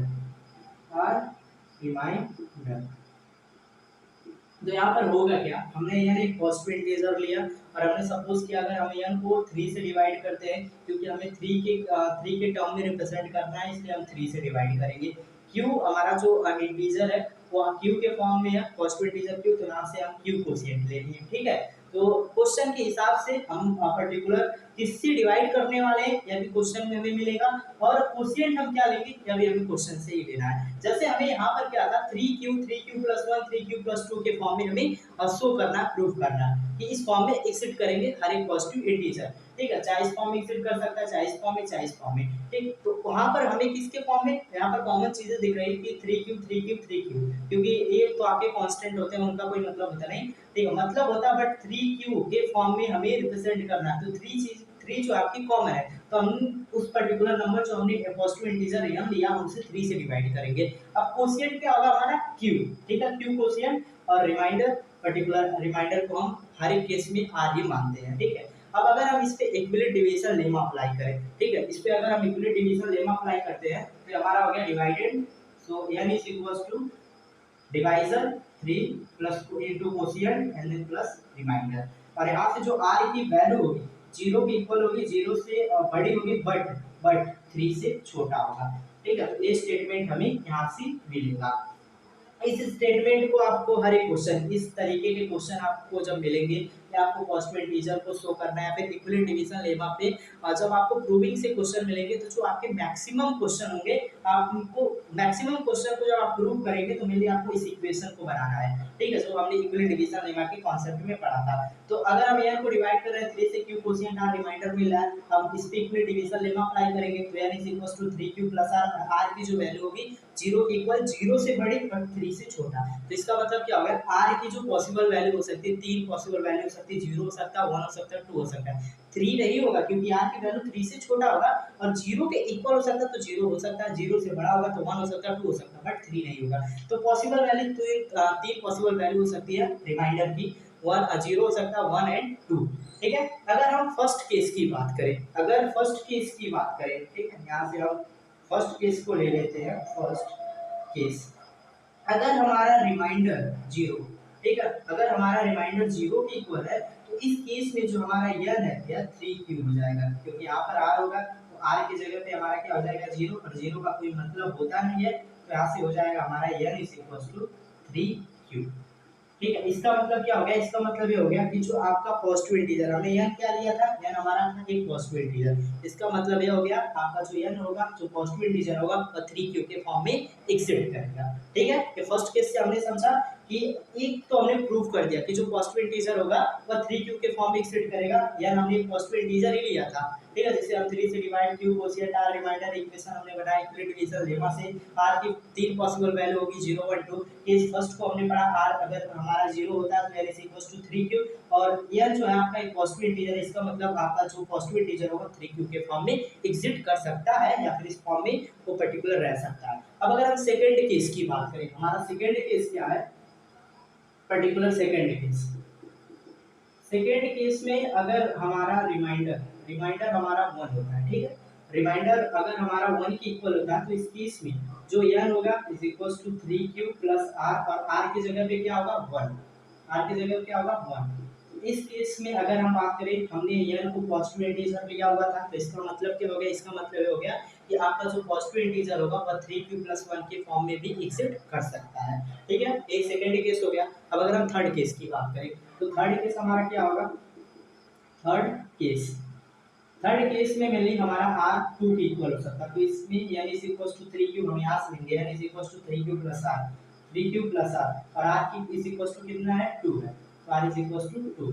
यहाँ से हमने n जो है पर्टिकुलर n हमने क्या लिया है पॉजिटिव इंटीजर, इसका मतलब क्या है, n जो आपका पॉजिटिव इंटीजर है वह 3q + 2 के फॉर्म में एग्जिस्ट कर सकता है। यहाँ पर हमने प्रूव कर दिया कि जो पॉजिटिव इंटीजर, हमने पॉजिटिव इंटीजर लिया n, और n is equal to 3q भी हो सकता है, n is equal to 3q + 1 भी हो सकता है, और n is equal to 3q + 2 भी हो सकता है।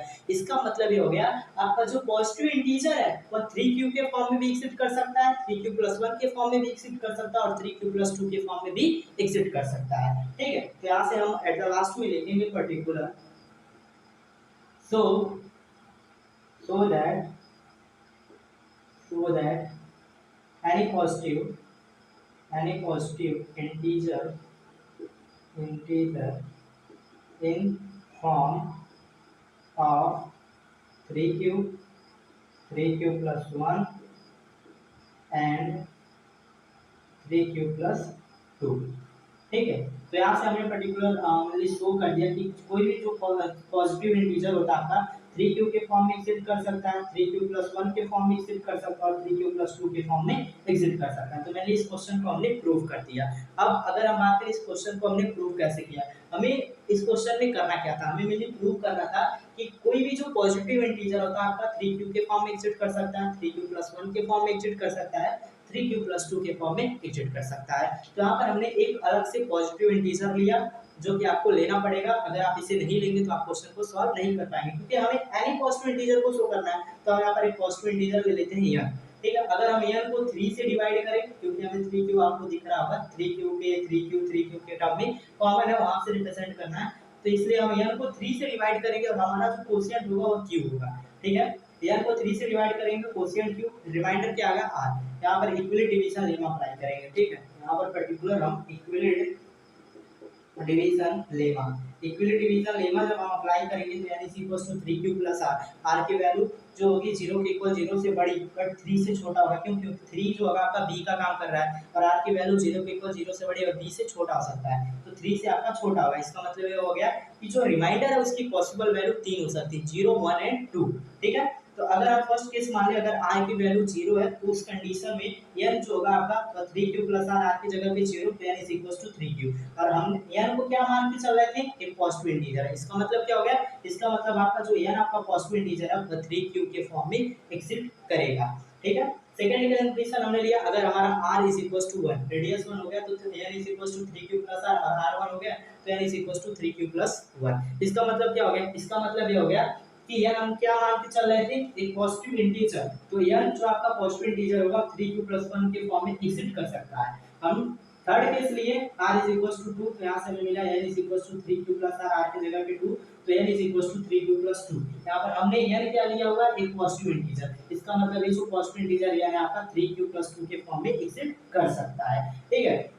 तो यहाँ से जो हमने तीनों केस पढ़े, तीनों केस से हमें यही पता चल रहा है कि जो आपका पॉजिटिव इंटीजर है, कोई भी positive integer, any positive integer जो होगा आपका वह, सो दैट एनी पॉजिटिव इंटीजर, कोई भी जो पॉजिटिव इंटीजर हो आपका एग्जिट करेगा, 3q के फॉर्म में एग्जिट कर सकता है, 3q प्लस 1 के फॉर्म में एग्जिट कर सकता है एंड देन 3q प्लस 2 के फॉर्म में एग्जिट कर सकता है। तो मेनली क्वेश्चन नंबर 4 था जहां पर हमें शो करना था any positive integer in the form of 3q, 3q plus 1 and 3q plus 2 for some integer. इस क्वेश्चन को मेनली हमने अच्छे तरीके से सॉल्व किया। अब हम नेक्स्ट क्वेश्चन को देखते हैं, जो हमारा नेक्स्ट क्वेश्चन है क्वेश्चन नंबर 5। अगर हम क्वेश्चन नंबर 5 की बात करें तो जो हमारा क्वेश्चन नंबर 5 है, पर्टिकुलर क्वेश्चन नंबर हमारा 5 है, so that every positive odd integer is the form of 4q plus 1 and 4q plus 3 for some integer q।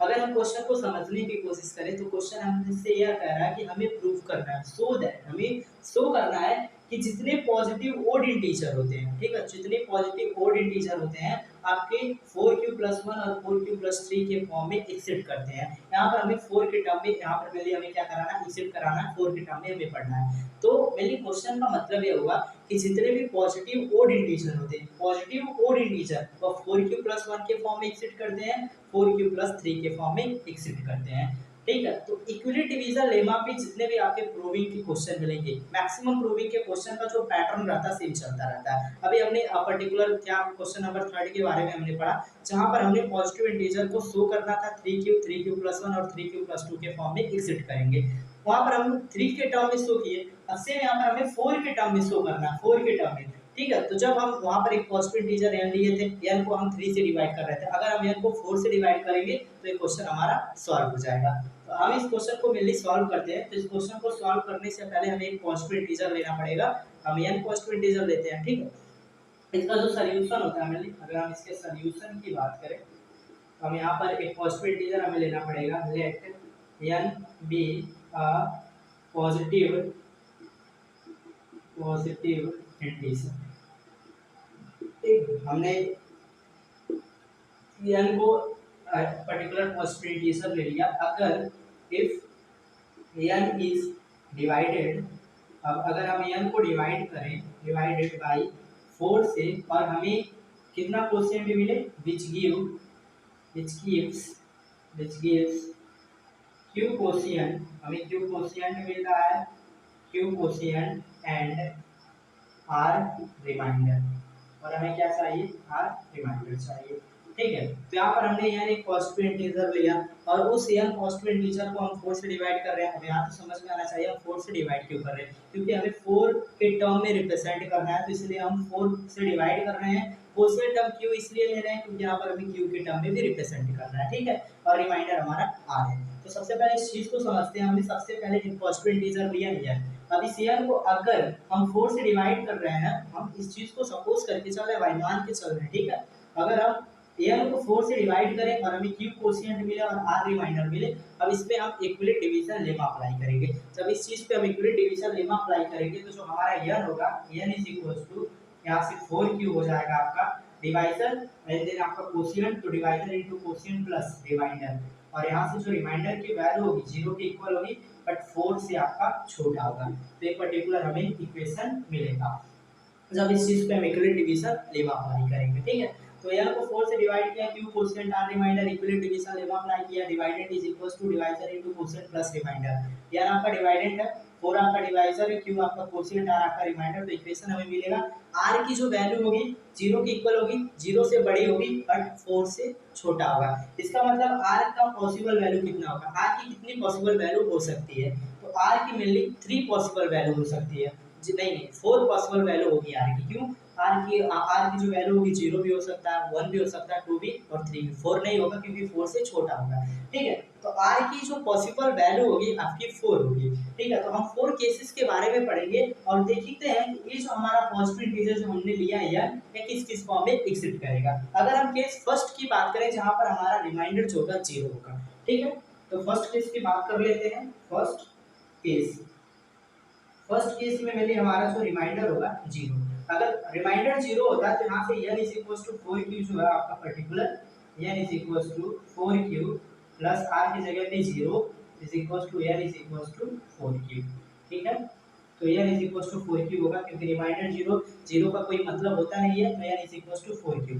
अब यहाँ से हमें क्या समझ में आया कि हम n एक पॉजिटिव इंटीजर लिए होते हैं, मतलब ये जो आपका पॉजिटिव इंटीजर n होगा वो 4q के टर्म में एग्जिस्ट करेगा। बट हमें प्रूफ क्या करना है, पॉजिटिव ओड इंटीजर। तो सबसे पहले हम इस चीज को निकालेंगे कि 4 के टर्म में जो पॉजिटिव इंटीजर होंगे वो किस किस फॉर्म में एग्जिस्ट करेंगे। तो पहला फॉर्म हो गया 4q के फॉर्म में एग्जिस्ट कर सकता है। अब अगर हम सेकंड केस के बारे में पढ़ें, ठीक है, सेकंड केस, अगर हम सेकंड केस के बारे में पढ़ें, सेकंड केस में मिले अगर हम रिमाइंडर इज इक्वल टू 1 ले लें, तो इस केस में जो हमारा n होगा यहाँ से अगर देख लो आप 4q प्लस r, रिमाइंडर हमने 1 लिया हुआ है तो 4q रहेगा प्लस 1। तो इस फॉर्म में भी जो आपका पॉजिटिव इंटीजर n है 4q प्लस 1 फॉर्म में भी एग्जिस्ट कर सकता है। अब अगर हम थर्ड केस ले लें, थर्ड केस, इस केस में रिमाइंडर आपका कितना होगा 2। ठीक है, रिमाइंडर हमारा 2 हुआ तो यहाँ से जो n की वैल्यू होगी 4q प्लस r, r का वैल्यू कितना होगा 2, तो यहाँ से n is equal to 4q plus 2। इसका मतलब क्या हो गया, इसका मतलब ये हो गया जो हम n कांस्टेंट इंटीजर लिए हुए हैं या 4q प्लस 2 के फॉर्म में भी एग्जिस्ट कर सकता है। फोर्थ अगर हम केस ले लें, फोर्थ केस, और यहाँ पर अगर हमारा रिमाइंडर 3 हो जाए तो इस कंडीशन में जो n होगा हमारा वो 4q प्लस 3 हो जाएगा। ठीक है, इसका मतलब भी वही हुआ कि n जो आपका पॉजिटिव इंटीजर है वो इस फॉर्म में भी एग्जिस्ट कर सकता है। तो यहाँ से मिलकर हमने 4 केसेस के बारे में पढ़ा और चारों केसेस में हमने देखा कि जो हम n पॉजिटिव इंटीजर ले रहे थे वह इस पर्टिकुलर 4 अलग अलग फॉर्म में एग्जिस्ट कर सकता है। तो पहला 4q के फॉर्म में भी एग्जिस्ट कर सकता है, 4q प्लस 1 के फॉर्म में भी एग्जिस्ट कर सकता है, 4q प्लस 2 के फॉर्म में भी एग्जिस्ट कर सकता है, 4q प्लस 3 के फॉर्म में भी एग्जिस्ट कर सकता है जो आपका n पॉजिटिव इंटीजर होंगे।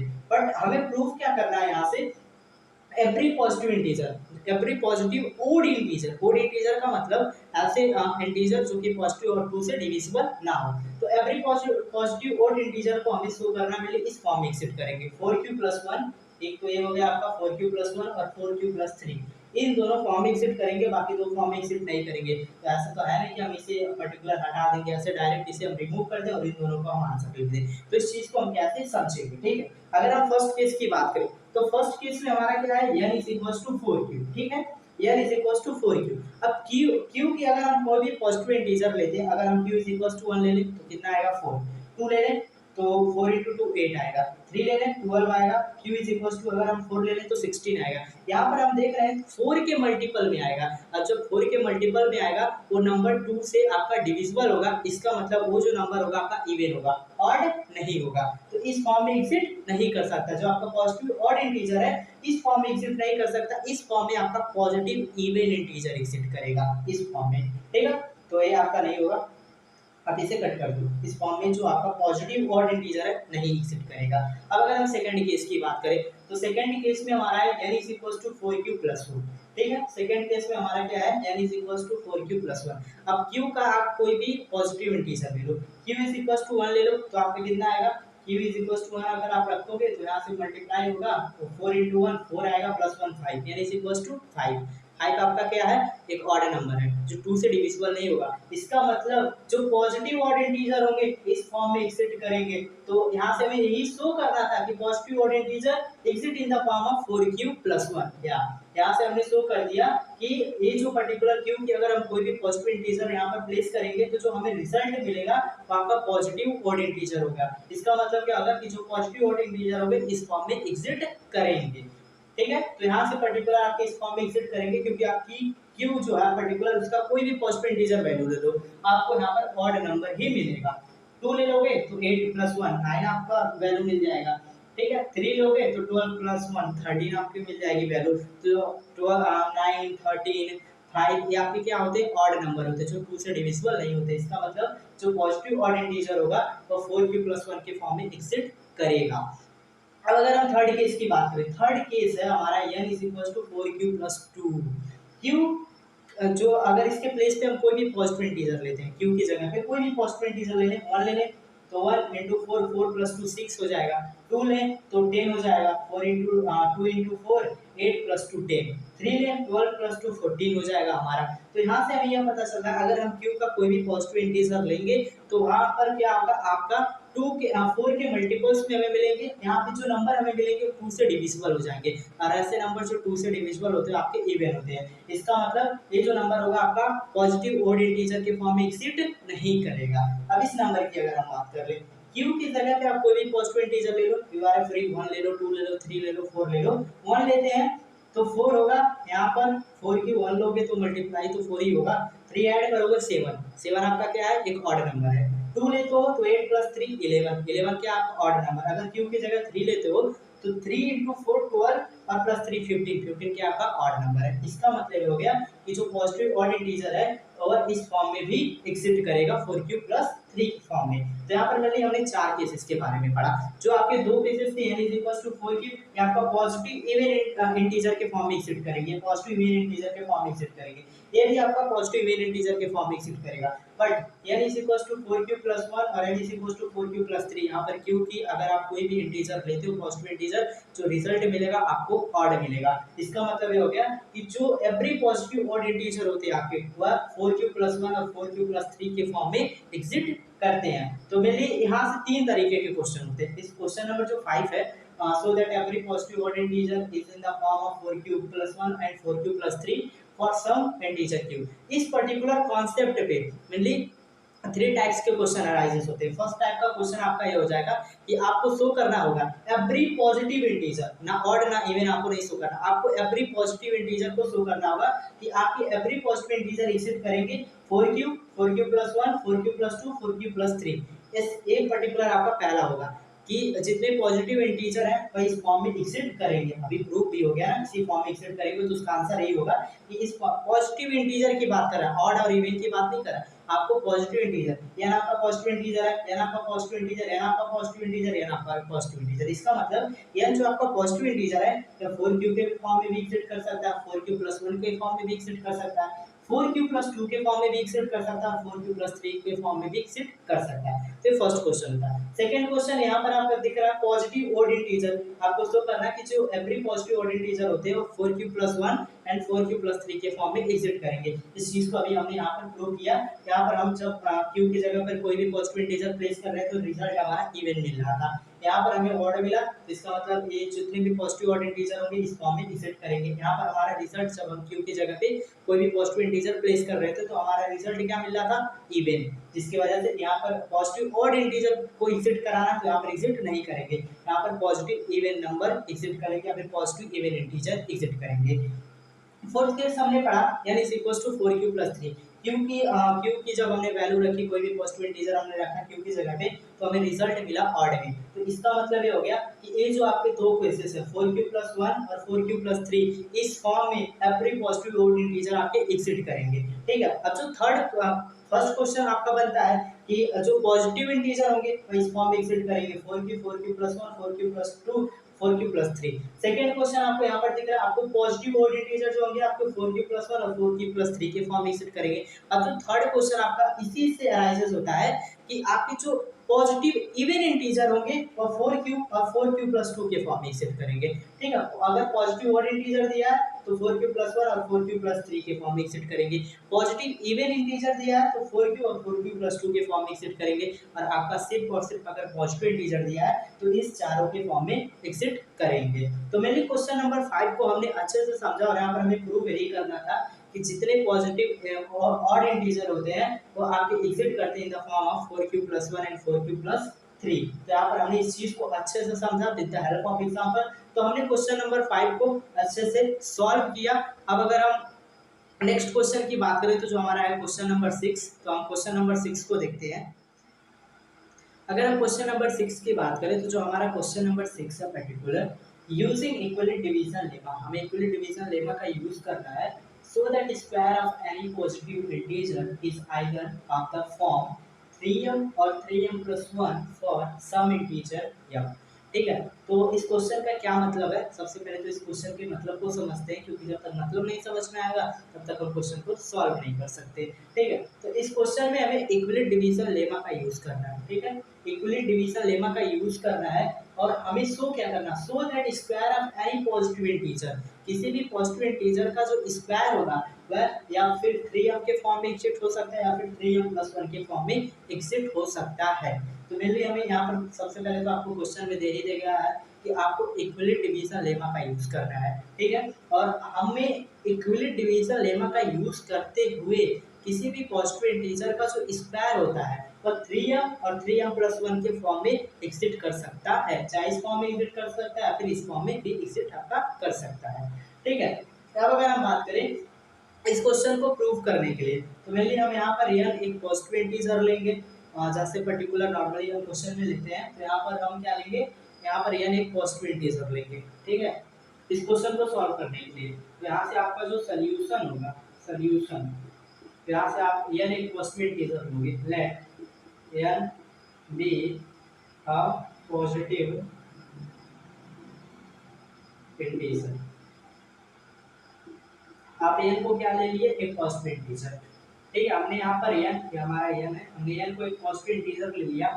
अब यहाँ पर अगर हम बात करें if n is divided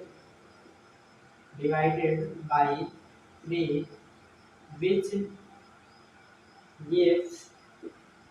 which gives q quotient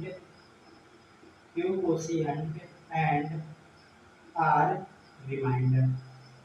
अब यहाँ पर अगर हम बात करें तो हमें n एक पॉजिटिव इंटीजर लिया, पर्टिकुलर हमने n एक पॉजिटिव इंटीजर लिया, और यहाँ पर हम n को 3 से डिवाइड कर रहे हैं, जहाँ पर हमें q कोशिएंट और r रिमाइंडर मिल रहा है। अब अगर इस चीज पे हम इक्विलिट डिवीजन लेमा अप्लाई करें तो यहाँ से पर्टिकुलर होगा हमारा क्या, n is equal to 3q + r की जो वैल्यू होगी 0 के इक्वल होगी, बट 0 से बड़ी होगी लेकिन 3 से छोटा होगा। ठीक है, तो ये पर्टिकुलर हमें रिलेशन मिलेगा अगर हम इस चीज पे इक्विलिट डिवीजन लेमा अप्लाई करेंगे। तो इक्विलिट डिवीजन लेमा अप्लाई करने के बाद हमें यहाँ से मिला n = 3q + r, और r की जो वैल्यू होगी 0 के इक्वल होगी, 0 से बड़ी होगी बट 3 से छोटा होगा, 3 से क्या होगा आपका छोटा होगा। इसका मतलब r की जो पॉसिबल वैल्यू होगी आपकी 3 होगी, 0 1 2। ठीक है, तो इसका मतलब यहाँ से जो पॉजिटिव इंटीजर आपका n है वह 3 फॉर्म में एग्जिट कर सकता है, 3q, अगर r = 0 है तो 3q, r = 1 है तो 3q + 1, और r = 2 है तो 3q + 2। तो इसका मतलब ये जो हमने n पॉजिटिव इंटीजर लिया हुआ है यह 3 फॉर्म में एग्जिट कर सकता है, 3q + 1 3q + 2। ठीक है, तो फर्स्ट अगर हम केस की बात करें, जो फर्स्ट केस था हमारा, फर्स्ट केस अगर r इज इक्वल टू 0, इस कंडीशन में जो आपका n होगा इज इक्वल टू 3q। ठीक है, ये जो आपका n पॉजिटिव इंटीजर है ये 3q के फॉर्म में एग्जिस्ट करेगा फर्स्ट केस में।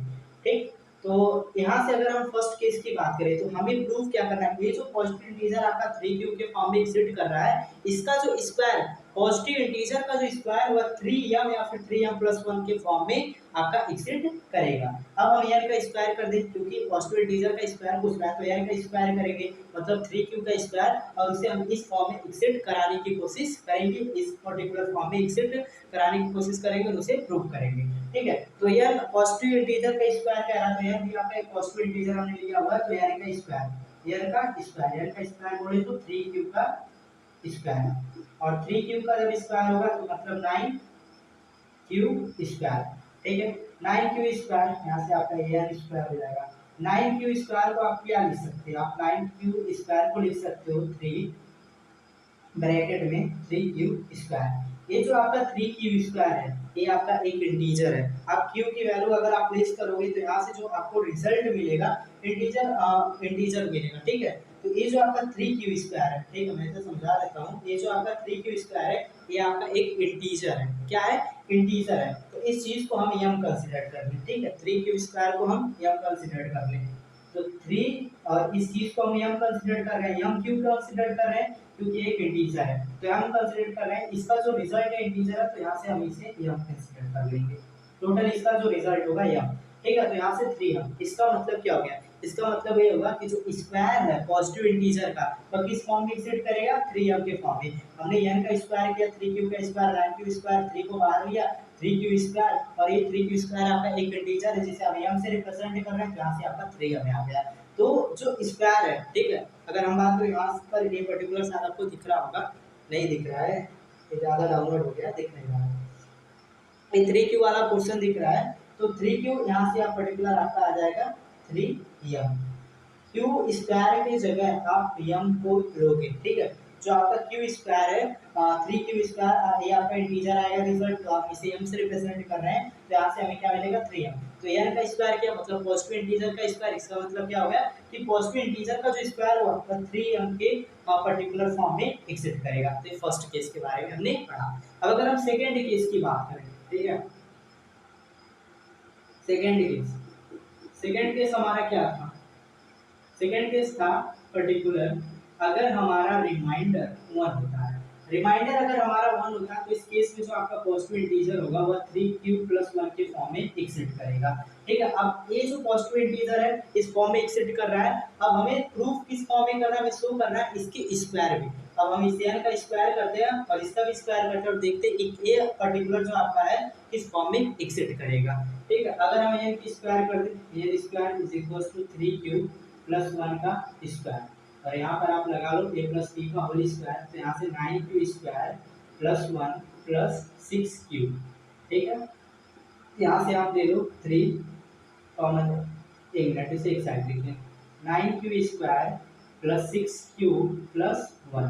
ठीक, अब यहाँ से अगर हम बात करें, यहाँ से अगर हम यहाँ से पर्टिकुलर 9q स्क्वायर और 6q से अगर हम 3q कॉमन ले लेते हैं तो ये साइड बचेगा आपका 3q प्लस 2। ठीक है, यहाँ से 3q आ गया, तो 3 3 जा 9, यहाँ पर इनसाइड बचेगा प्लस 2 एंड यहाँ से प्लस आपका 1 हो गया। अगर हम इस वैल्यू की बात करें q और 3q+2 वो आपका एक इंटीजर है, इस ये आपका क्या है पर्टिकुलर एक इंटीजर, और इसे हम m से रिप्रेजेंट करेंगे, तो यहाँ से आपको मिलेगा क्या 3m+1, 3m+1, क्योंकि हमें इस फॉर्म में इसे शो करना है, प्रूफ करना है, तो ये आपका इंटीजर है। अगर इसके टोटल रिजल्ट को हम m मान लेते हैं तो इस फॉर्म में ये आपका एग्जिस्ट करेगा। ठीक है, तो यहाँ से हमने n का स्क्वायर किया मतलब पॉजिटिव इंटीजर का स्क्वायर, तो जो पॉजिटिव इंटीजर का स्क्वायर होगा यानी पॉजिटिव इंटीजर का स्क्वायर या 3m+1 के फॉर्म में एग्जिस्ट कर सकता है। तो हमने सेकंड केस के बारे में पढ़ा जहाँ रिमाइंडर 1 था, तो जो आपका पॉजिटिव इंटीजर था इस फॉर्म में एग्जिस्ट करेगा, इसके स्क्वायर को हमने देखा, स्क्वायर को जब हम सिंपलीफाई करें तो स्क्वायर इसका जो होगा n स्क्वायर, ये आपका पर्टिकुलर n स्क्वायर होगा, n स्क्वायर जो पॉजिटिव इंटीजर है उसका स्क्वायर इस फॉर्म में एग्जिस्ट करेगा, ये भी आपका है n स्क्वायर।